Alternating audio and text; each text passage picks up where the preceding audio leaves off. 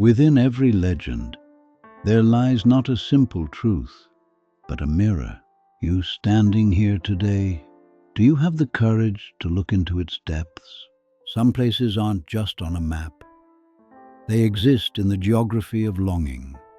Avalon, the Isle of Apples, Alba, not lost, but waiting, shrouded in a mist that isn't water vapor, but the collective memory of all who have dreamed of a perfect rest, a healing, a return to something they feel they've forgotten. We all have an Avalon, not an island, but a state of being we think we once had. A childhood innocence, a moment of pure peace, a sense of purpose that felt clear. Where is your Avalon? And what kind of mist have you let grow between you and it? The stories say only the wounded, the weary, the ones at the end of their journey can find the shore. The boat arrives for them, empty.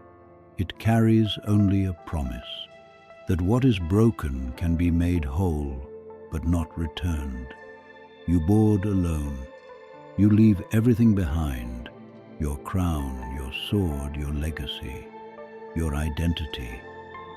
What would you have to let go of to board that boat? The weight of your achievements, the pain of your failures, the person everyone expects you to be. The journey to what heals us often requires the courage to be nothing, to be no one for a while. Could you do it? Could you sit in that emptiness?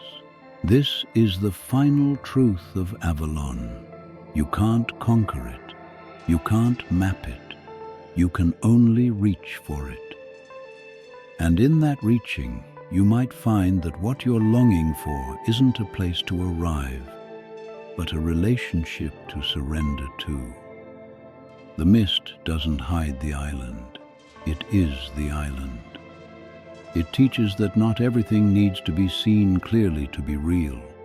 Not every wound needs a visible scar to heal. We live in a world obsessed with clarity, with answers, with high-resolution lives. But what about the beauty of the unresolved, the peace that exists in the unanswered question? What if, instead of searching for a way through your personal mist, you learn to be still in it? To accept that some parts of you will always be shrouded, and that's where your magic lies. And suddenly, she is there, not stepping from a boat, not coming from the woods. She is born from the mist itself, the Lady of the Lake, the guardian of Alba. Look at her. In her face you see no promise of healing, no threat of danger, only a deep knowing, as if she has seen you and 1,000 seekers before you. When we face a source of power, a therapist, a guide, a system, we expect an emotional reaction, salvation or rejection. But what if the real response is just a neutral gaze and impartial recognition? She does not speak, but her question hangs in the air. What do you want? And it is the simplest and most destructive question. The seeker might say, I want healing, I want oblivion, I want to return to the past.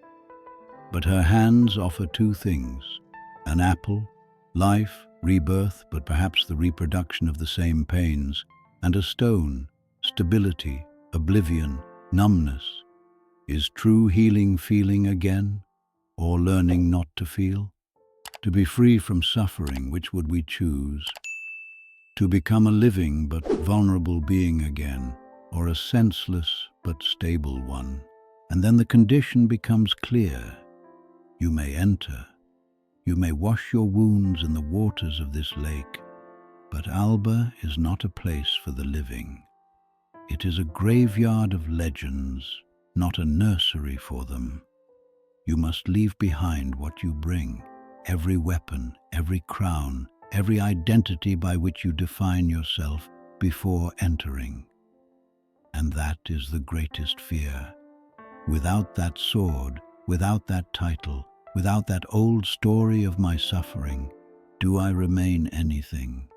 Or perhaps the truth is, you can only find healing when you dare to let go of the person you thought you were completely. This is more than a weapon. This is his story. Every scar on the hilt is a battle survived. Every gleam is a promise made. To return this is to say, I am not that king anymore. Those wars are over. That version of me must die here. We all hold our own Excaliburs. The diploma that defines our intellect. The job title that gives us status. The old grievance that gives us a reason to be angry. They are heavy, but their weight feels like identity itself. What happens if I put mine down? Will I disappear? 3 times he must try. The first time the hand refuses to open. The muscle memory of power is too strong. The second time he draws it back, imagining a future enemy only this blade can defeat. This is the trap of the what if. What if I need this pain again? What if I need this anger to protect me?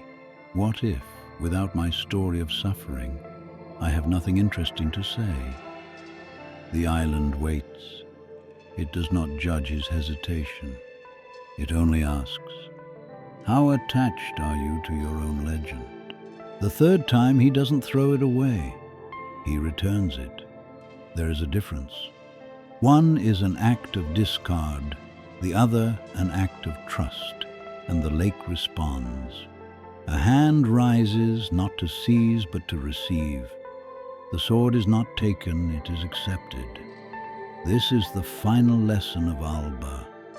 You are not losing a part of yourself. You are returning a borrowed tool to its source. Your true self isn't the sword. It's the hand that finally learned to let it go. What borrowed tool are you still holding on to? The identity your parents gave you? The ambition the culture sold you? Could you imagine returning it, not with loss, but with gratitude for the service it once provided, trusting that what remains will be more truly you? He arrives, but there is no fanfare. No one greets him. The island simply accepts. This is the first shock of healing, the absence of applause. In our world, every achievement is met with noise, likes, promotions, congratulations. But true transformation happens in silence. It is a private transaction between you and your deepest self. You have shed the uniform of your old war. Now you stand on this foreign shore, unarmed, undefined. Is this liberation?